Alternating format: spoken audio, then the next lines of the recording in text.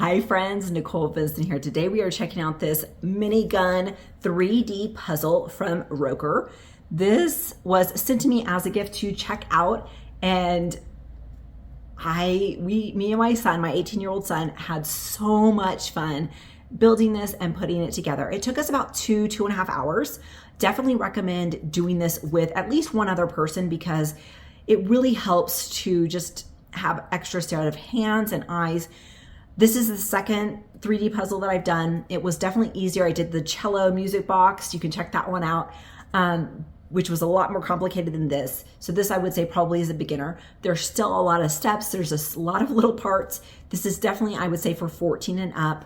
This is not something for children, but it just turned out so beautifully. Like there's just so many details and it works so good.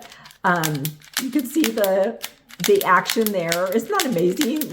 And it shoots the rubber bands.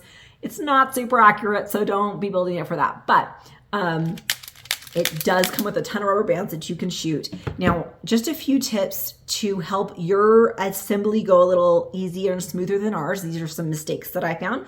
So if you purchase this, remember to come back to the video and watch this so you can say, oh, what did Nicole say about this?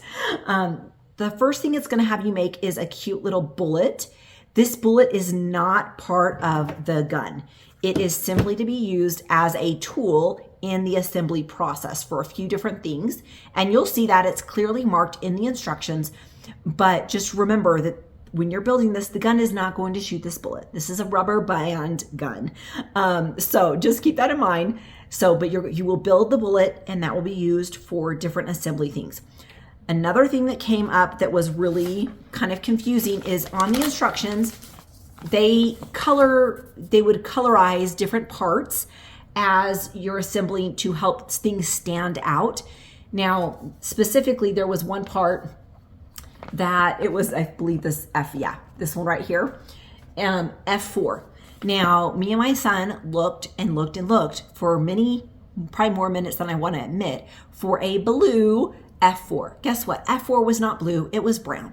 So the colors do not match the parts. So just keep that in mind. There are some parts that the colors will match. So you make sure you get the black spring and not the silver spring.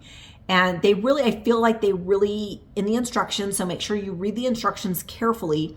They really set you up to not make a mistake. So you'll have to disassemble stuff.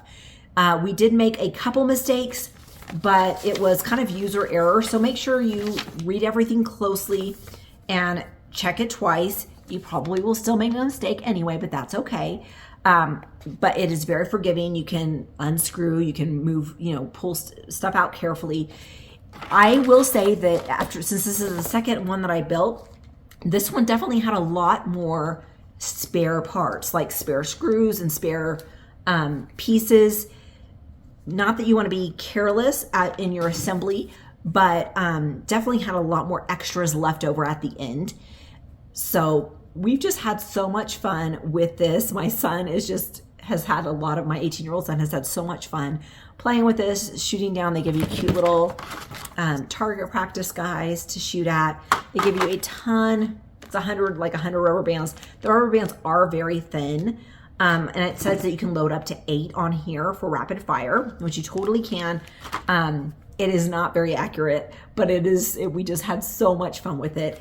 Not only assembling it, but also playing with it too. Check out that action. Just so much fun.